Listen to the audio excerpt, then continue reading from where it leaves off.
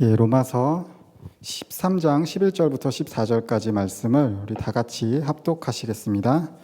또한 너희가 이 시기를 알거니와 자다가 깰 때가 벌써 되었으니 이는 우리 처음부터 가까웠음이라. 밤이 깊고 낮이 가까웠으니 그러므로 우리가 어둠의 일을 벗고 빛의 갑옷을 입자. 낮에는 단정히 방탕하거나 술 취하지 말며 음란하거나 호색하지 말며 다투거나 시기하지 말고 오직 주 예수 그리스도로 옷 입고 정욕을 위하여 육신의 일을 도모하지 말라. 아멘. 오늘 예배 오신 여러분들 주님의 이름으로 환영하고 또 축복합니다. 우리 주변에 한번 같이 또 인사하겠습니다. 오늘 만나서 반갑습니다. 같이 예배하니 감사합니다. 반갑습니다.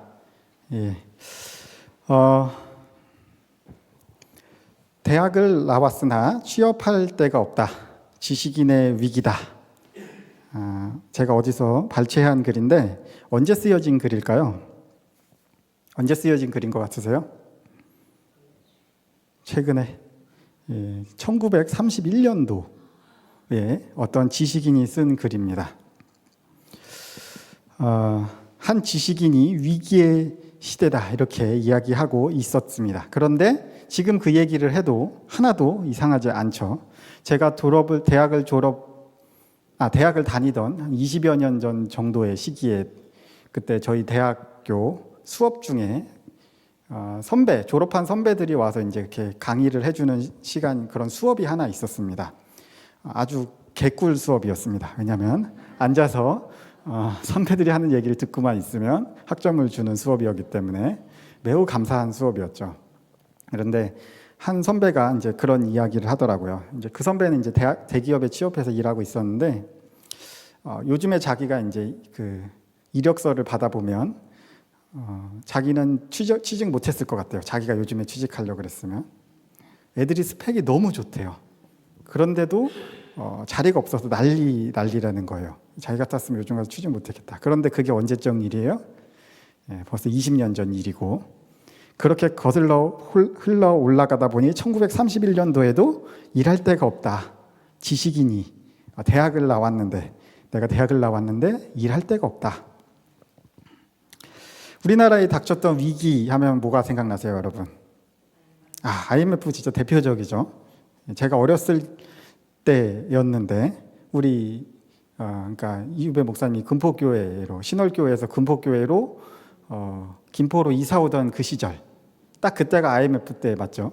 정확히 그때 IMF 때였습니다. 정말 개고생했고, 그래서 저는 어려서 잘 모르지만 저 뒤에 계신 고양이 집사님이 그때 같이 개고생하셨던 분입니다. 지금 생각해보면 잘 이해가 안 되는 게 전 국민이 금을 모았습니다.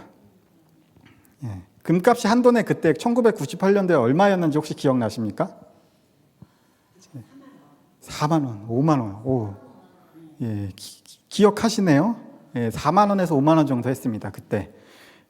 제가 얼마 전에 굉장히 감사하게도 우리 시우 금반지를 선물 받았는데, 그래서 금값을 검색해보고 정말 깜짝 놀랐습니다. 요즘에 얼마인지 아세요? 73만 8천 원. 그저께 기준으로 한 돈 시세가 73만 8천 원입니다. 그때에 비하면 한 20배가 뛰었죠. 그때는 그래서 금을 모았는데 지금 모으면 왠지 안 모일 것 같아요. 지금 너무 비싸졌죠. 우리나라에는 굉장히 많은 위기들이 있었습니다. 고조선 때부터 시작하면 말할 것도 없고, 조금만 멀리 가보면 조선 말 일제시대가 굉장히 우리에게는 위기였죠. 그리고 해방 후에 6.25 전쟁도 우리 민족에게는 엄청난 위기였습니다. 그 전쟁은 정말 우리나라를 잿더미로 만들었습니다. 한국전쟁 이후에 우리나라는 정말 말 그대로 거지꼴이 되었습니다. 말 그대로 거지꼴이 되었어요. 그때 죽은 사람들, 인명피해가 150만 명 정도 되었고, 굉장히 얼마 없던 일제가 만들어놨던 공장이나 산업시설마저도 전쟁으로 파괴가 많이 되었습니다. 제가 듣기로 꿀꿀이죽이라는 게 있었대요. 혹시 아시는 분 계세요? 꿀꿀이죽이라는 게 있었대요. 그냥 미군 부대에서 나오는 잔반을 전부 다 그냥 다 때려 넣고 끓인 거죠.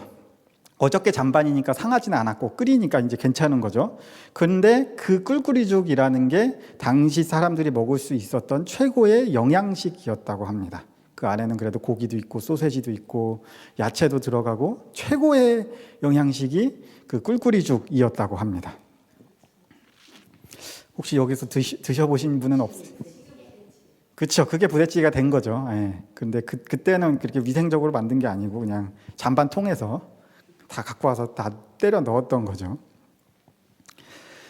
1인당 GDP가 당시에 66달러.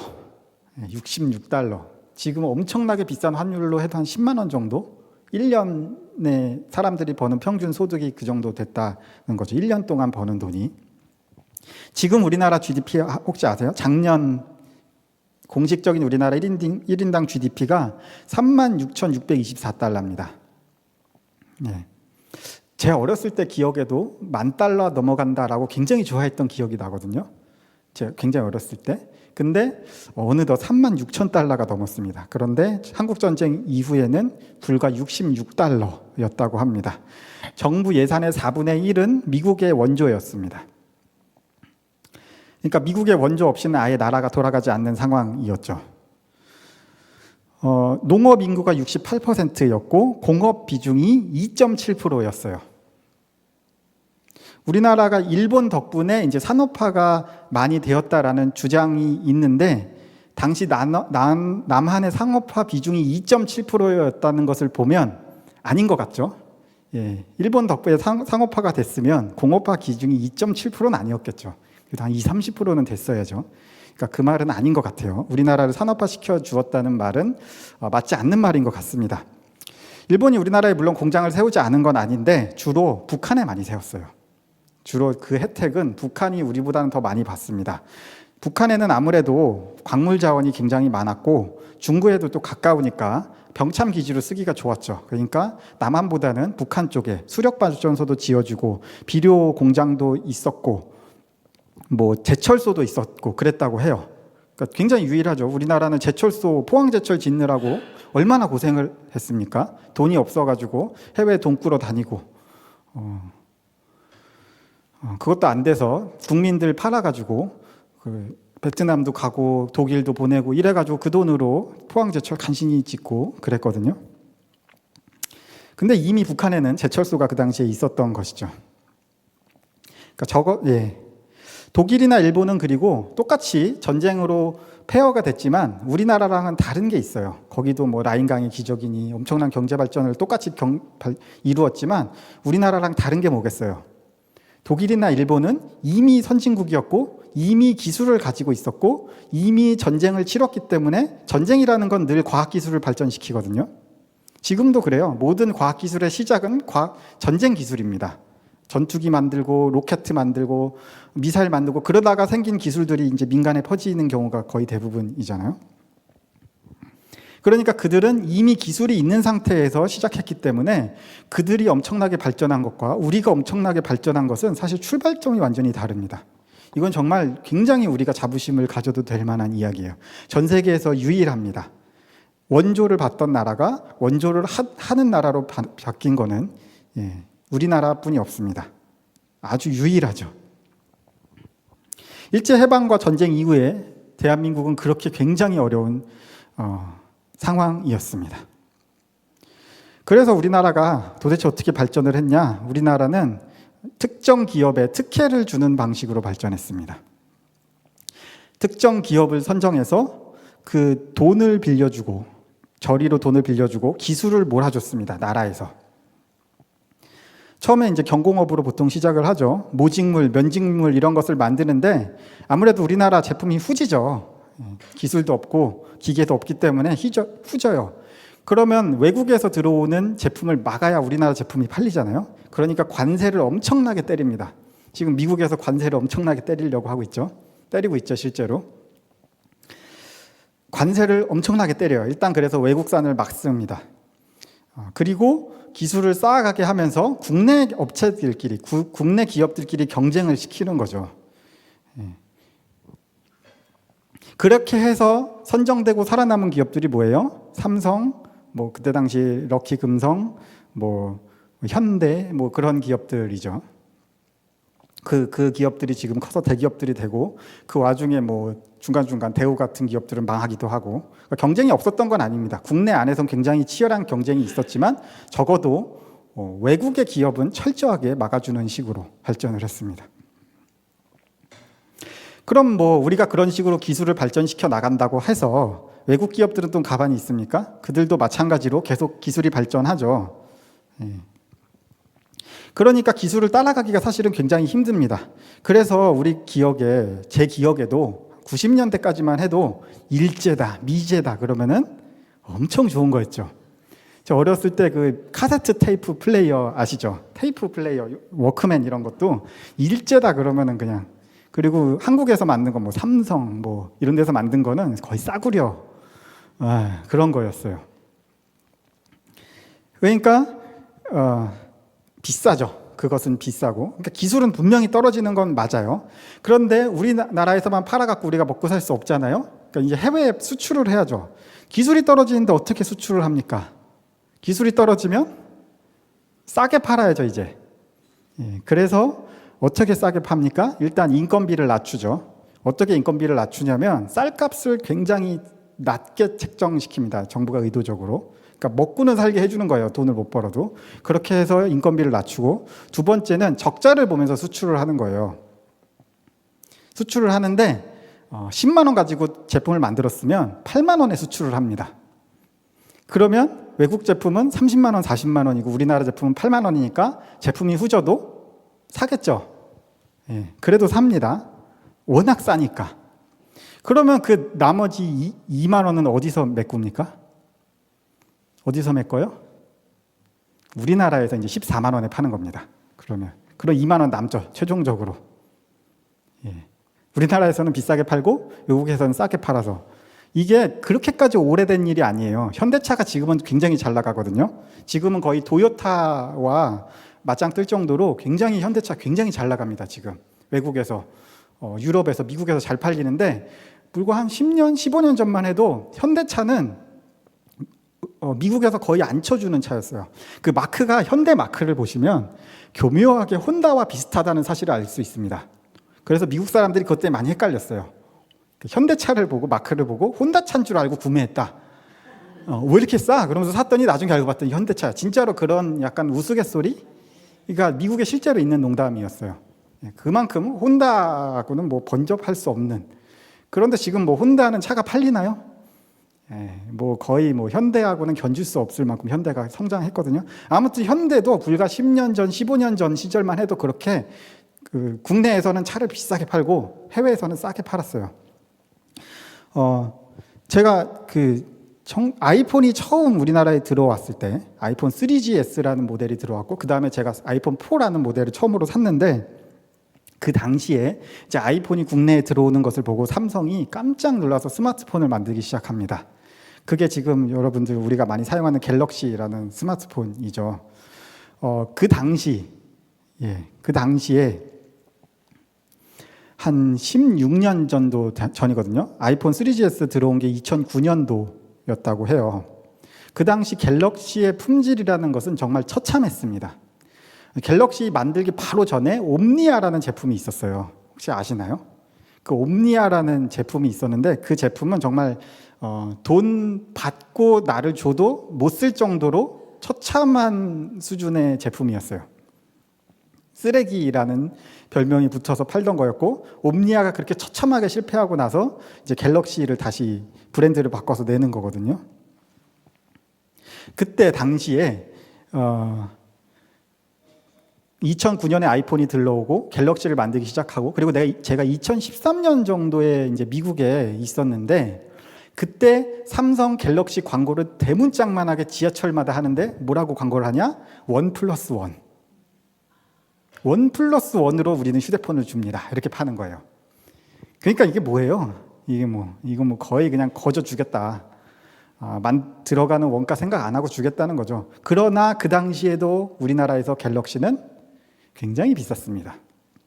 그렇게 파는 거죠. 이게 적자 수출이라는 게 생각보다 오래된 일이 아니라는 것이죠. 제가 기억할 정도로 불과 15년 전까지만 해도 우리 기업들이 그렇게 파는 건데, 지금은 뭐 현대차, 예전에는 그 딜러에게 리베이트를 엄청나게 줘야만 팔리던 현대차가 지금은 굉장히 낮은 수준으로 해도 잘 팔리고, 갤럭시도 지금 뭐 우리나라에서는 사실 그 갤럭시가 굉장히 인기가 많이 없었어요.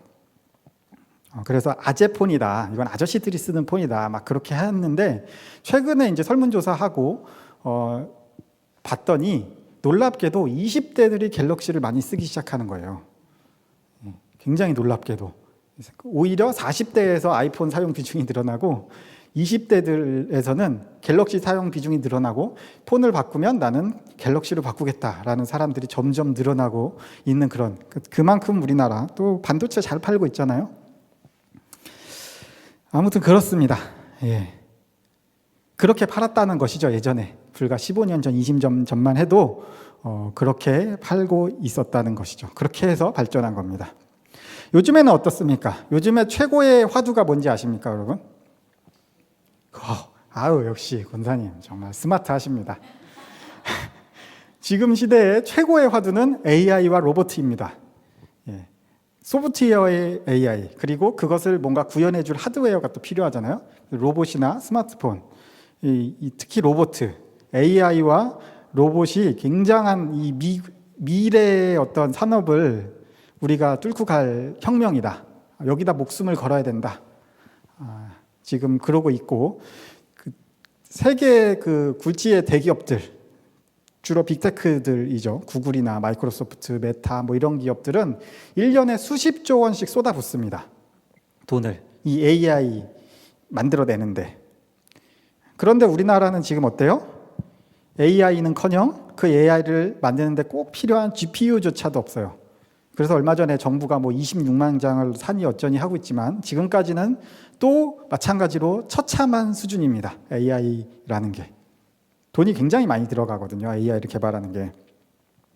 그래서 앞으로 굉장히 처참한 상황에서 한강의 기적으로 일어났던 우리나라가 AI 경쟁에서 밀려서 뒤처질 것이라는 위기의식이 지금 굉장히 우리나라에 전반적으로 많이 깔려 있습니다. 한국전쟁 이후로 미국의 원조에 의존하던 그 나라가 전 세계에서 유일하게 원조를 받던 나라가 원조를 하는 나라로 바뀌었는데, 앞으로 경쟁을 과연 어떻게 해야 될 것인가?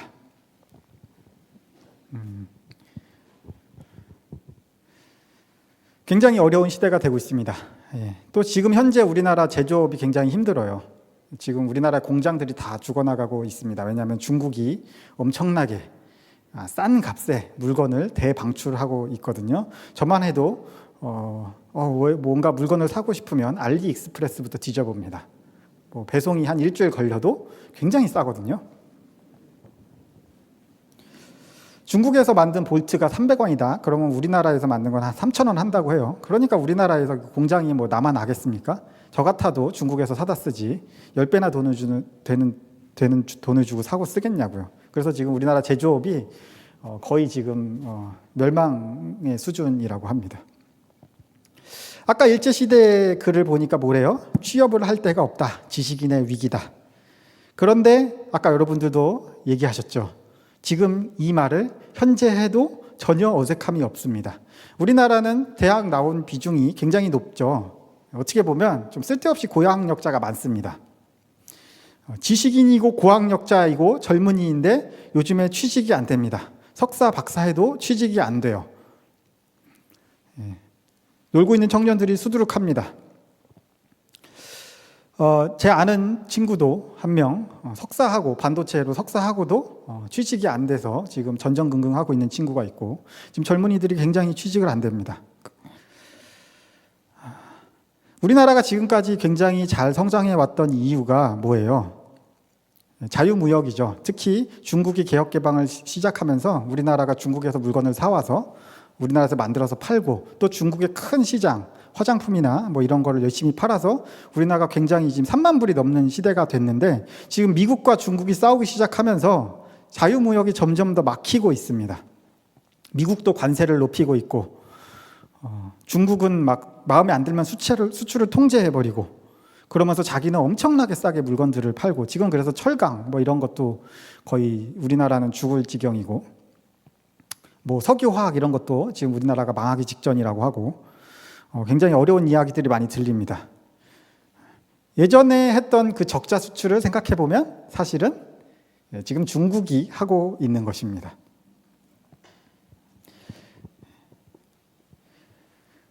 우리나라는 또 전 세계적으로 최고의 저출산 국가죠. 왜 그렇게 저출산인지 나와보니까 알 것 같아요. 정말 왜 저출산인지 알겠어요. 너무 힘들어요, 하나 키우기. 그런데 문제는 이러다가는 조만간에 인구가 지금 반토막 나게 생겼다는 것입니다. 2030년대 중반만 돼도 이제 국민연금이 고갈된다고요. 왜냐하면 내는 사람은 점점 줄어들고 받는 사람은 점점 늘어나니까. 나라가 어려워지고 위기라는 이름이 지금 이 사회에 굉장히 팽배해지고 있습니다. 그리고 그러면서 문제가 또 뭐냐? 우리가 중요하게 생각했던 그 전통적인 가치들이 점점 더 약해지고 있어요. 당장 이제 내가 힘드니까, 내가 먹고 살기 힘드니까 남을 챙기기보다는 나를 먼저 챙겨야 돼요. 상대방을 존중하기보다는 일단 내가 먼저 잘 살아야 돼요. 예전에는 다 같이 잘 살아보자, 이러한 분위기가 있었죠. 그런데 이제는 다 같이 잘 사는 게 무슨 말이냐. 일단 나 혼자 잘 살아야지. 나 혼자 먹고 살기도 힘든데 남을 돌아볼 겨를이 어딨냐. 점점 공동체가 무너지고 있습니다. 내 친구나 이웃은 동반자가 아니고 경쟁자가 되었습니다. 함께 살아가는 사람이 아니라 내가 이겨 먹어야 생존할 수 있다는 생각이 점점 커지고 있습니다. 예전에 강조되었던 가치는 뭐예요? 사랑, 존중, 배려, 친절, 겸손, 이러한 것들이 굉장히 중요한 가치로 우리에게 교육되었다면, 그리고 여겨졌다면, 이제는 그런 가치들을 외치면 경쟁에서 도태될 사람으로 여겨집니다. 사랑하고 존중하기보다는 경쟁하고 이겨야 내가 살아남을 수 있다라는 생각을 하게 되고, 그러다 보니 겸손과 배려보다는 내가 잘났고 내가 잘났다고 나 자신을 이제 드러내야 돼요. 나 잘났습니다, 이렇게 나를 어필하는 게 굉장히 중요해집니다. 나 잘났고 나 잘 살고 있고 나 굉장히 능력이 뛰어납니다, 이제 어필해야 돼 막. 그래서 남들보다 유리한 고지를 선점하고 남들보다 앞서 나가야만 내가 살아남을 수 있다라는 생각이 특히 젊은 사람들일수록 점점 더, 그러니까 내 옆에 앉아서 같이 공부하는 친구는 내 경쟁자예요. 내가 밟고 올라가야 될 경쟁자지 내 친구가 아니에요. 마찬가지로 점점 신앙을 가지기 힘든 시대가 되어갑니다. 세상이 이렇게 살기 빡빡한데 교회 가고 신앙생활을 할 여유가 없어요. 젊은이들이 교회에 가서 시간을 보낸다? 이제 시간 낭비입니다. 시간 낭비. 차라리 그 시간에 스타벅스 카페에 앉아서 공부를 하는 게 더 낫다고 생각하죠. 그 시간에 자기 개발을 하거나 하다못해 평일에 더 힘을 내서 일을 하려고 쉬어야지 교회에서 시간을 보내다가는 세상에서 도태된다. 그리고 놀랍게도 우리 어른들이 그렇게 아이들을 가르칩니다. 우리 신앙 좋으시다는 신실하신 분들도 막상 자기 자식이 중고등학교에 가고 대학 입시가 눈앞에 닥치면 어떻게 됩니까? 일단 학원부터 보내죠. 일단 학원부터 보내요. 시험 기간이 되면 야, 교회 그 한 주 빼먹고 공부해야지. 그렇게 이야기하지 않아도 아이가 나 다음 주에 시험인데 이번 주 공부 안 갈래? 그러면 그래라 라고 하는 게 뭐예요? 그게 맞는 말이야, 이렇게 가르치는 겁니다. 그게 똑같은 거예요. 결국엔 이게 맞는 거네 라고 아이는 생각하게 되는 거죠. 교회 가는 것보다는 시험 공부가 우선이구나. 교회 가는 것보다는 돈 버는 게 우선이구나. 교회는 대학 가서 가면 되지. 교회는 돈 많이 벌고 그때 가면 되지. 이러한 생각을 은연중에 심어주고 그 아이들도 가지게 되는 것이죠. 그런 아이들이 대학 가고 돈 벌면 교회 갑니까? 절대 안 갑니다. 그런 아이들은 교회 안 가요. 여러분들 성 아우구스티누스를 아십니까? 들어는 보셨죠? 젊었을 적에 굉장히 방탕하게 살았고 마니교와 점성술에 빠졌고, 그렇던 그 아우구스티누스가 어머니의 그 간절한 기도로 회심을 하게 되었는데 그 아우구스티누스를 회심으로 이끈 말씀이 뭐예요? 바로 오늘 본문 말씀입니다.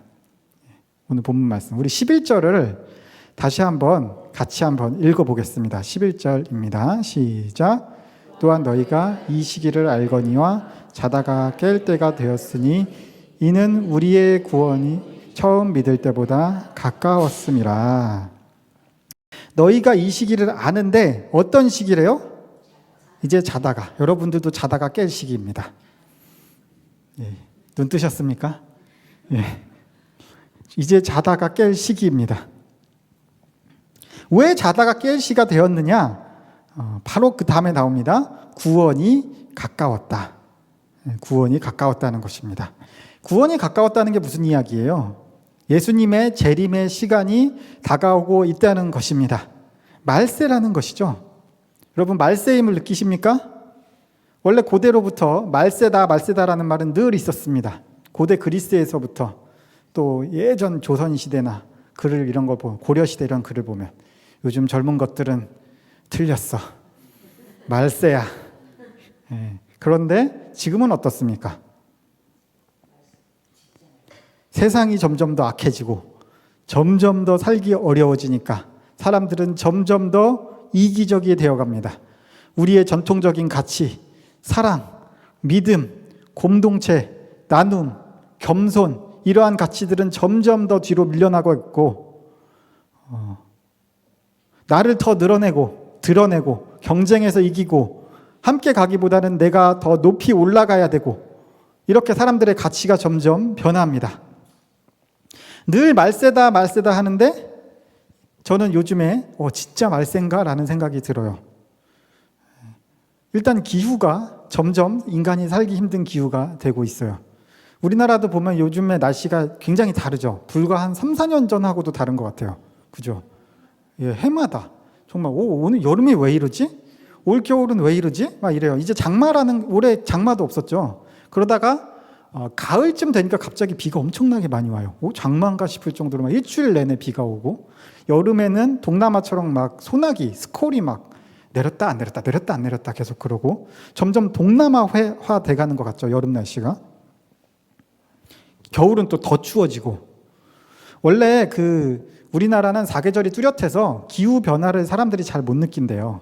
그런 우리가 느낄 정도죠. 그런데 사계절이 뚜렷하지 않은 나라에서는 정말 심각하게 기후변화가 느껴진다고 합니다. 그래서 아무런 대책 없이 이대로 2050년이 되면 더 이상 인간이 지구에 살기 힘들어가게 될 것이다 라고 예측이 된다고 합니다. 그래서 그렇다고 지금 어떻게 기후변화를 위해 우리가 열심히 노력하고 있습니까? 아니죠. 예, 석유 여전히 펑펑 떼고 발전하고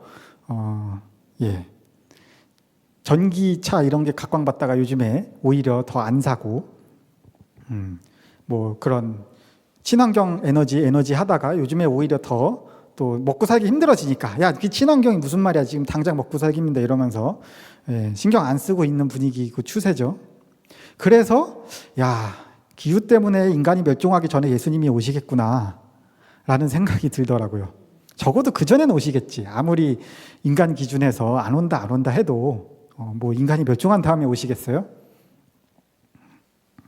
또 AI의 발전 이런 것을 보면 진짜 말세구나라는 생각이 들어요. AI라는 게 결국 뭐예요? 인간이 인간을 만들어내겠다라는 거잖아요. AI와 로봇은 정확하게 인간이 인간을 만들어 보겠다라는 겁니다. 원래 하나님 되려고 에덴 동산에서 쫓겨나고 하나님하고 단절된 거잖아요. 하나님 되겠다는 것의 절정이 뭐예요? 인간을 만들어 보겠다는 거 아니겠습니까? 인간이 인간을 만들어 보겠다. 그런 것들을 보면 진짜 내가 죽기 전에 예수님이 진짜로 오실 수도 있겠구나 라는 생각을 하게 돼요. 바울 선생님이 이야기합니다. 자, 12절 같이 읽어볼게요. 12절입니다. 시작. 밤이 깊고 낮이 가까웠으니 그러므로 우리가 어둠의 일을 벗고 빛의 갑옷을 입자. 아멘. 말세가 다가왔으니까 어둠을 벗고 빛의 갑옷을 입자. 말세가 될수록 우리 그리스도인들은 어떻게 해야 된다는 거예요? 세상적인 가치를 버리고 성경적인 가치, 하나님 나라의 가치, 예수님의 가르침을 따르는 삶을 살아야 된다는 겁니다. 하나님 나라의 가치라는 게 뭐예요? 진리, 평화, 섬김, 나눔 이런 거죠. 당장 내 삶이 어렵고 위기라는 생각이 들면 이러한 가치들이 와닿지가 않아요. 사치라고 느껴지죠. 당장 살아가기 급급하게 되고 저런 하나님 나라의 가치들보다는 물질적인 것에 집중하는 삶을 살게 된단 말이죠. 그렇지만 구원받은 우리 그리스도인의 삶이란 위기 앞에서 물질적인 가치에 집중하는 삶이 아닙니다.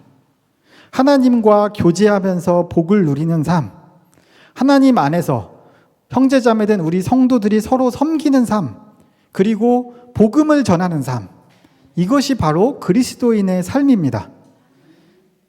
세상에서는 계속 우리에게 이야기합니다. 너 그렇게 살면 안 돼. 지금이 위기야. 지금 급해. 그렇게 살다가 너 나중에 후회해.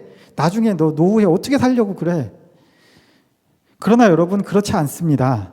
오히려 위기라는 생각이 그 위기라는 생각에 세상적인 가치에 집중해 살면 오히려 나중에 더 후회하는 거예요. 나이 들어서 후회하고 모든 것을 많이 가진 사람들이 한결같이 말년에 하는 이야기가 뭡니까? 내가 옛날에 그렇게 살지 말걸. 또 죽은 이후에 우리가 하나님을 배웠을 때 반드시 우리가 후회하게 돼요. 나 그때 그렇게 살지 말걸. 살아서도 후회해, 죽어서도 후회해. 반드시 그렇게 살면 후회하게 됩니다. 우리는 하나님의 자녀답게 그리스도의 가치에 맞게 살려고 노력하면서 늘 깨어 있어야 한다는 것이죠. 자, 마지막으로 14절을 우리 다 같이 읽겠습니다. 시작. 오직 주 예수 그리스도로 옷 입고 정욕을 위하여 육신의 일을 도모하지 말라. 아멘. 주 예수 그리스도로 옷 입으시는 여러분들 되시기를 바랍니다. 정욕을 위하여 육신의 일을 도모하지 말고 세상의 가치에 집중하고 물질에 집착하지 말고 삶에서 영과 진리로 예배를 드리시는 여러분들 되시기 바랍니다. 위기라는 생각이 들수록 어떤 때이냐? 잠에서 깰 때입니다.